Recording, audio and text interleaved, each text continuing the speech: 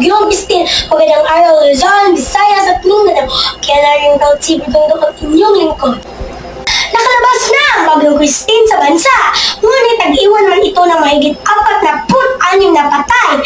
Pinangangambahan na tumaas pa dahil nasulang po ang nawawala.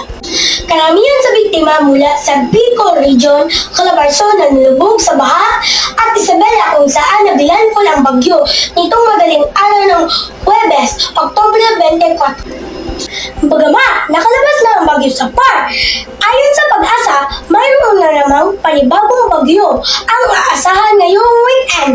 Ang bagyo ay isang uri ng lagay ng panahon na nagdadala ng mabilis na hangin at malakas na pagbuhos ng ulan. Kaya madalas tinatamaan ng ating bansa ng bagyo.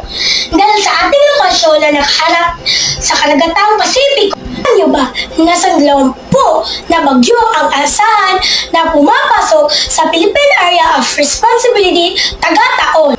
Ating alamin mula sa ICCS Master News Team na nakatutok sa pananalasa ng Bagyong Christine. Sa Bicol Region mula kay Mikay Andrade nakaranas ng matinding paghambalos ng Bagyong Christine.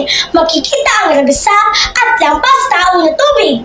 Mula kay Tiagi DRMO, nasa signal number 3 na ang Isabela Province.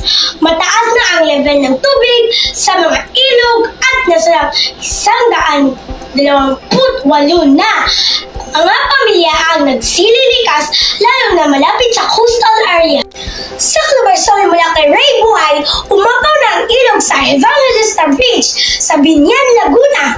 Dahil sa bagyo, kahit mataas ang pader sa ilog, ito naman ang actual rescue operation. Sa isang babae, sa maragasang baha, hirap makatawid ang babae kahit nakahawak na ito sa lubid dahil sa lakas ng agos. At ito po ang pinakasariwang detalye mula sa bagsik at nagkupit ng Bagyong Christine. Sa gitna ng peligrosong kapaligiran, laging isinaang-alang ang personal na kaligtasan at palaging tandaan na dapat alamin kung ano at paano ang mga dapat gawin bago, habang at pagkatapos ng bagyo.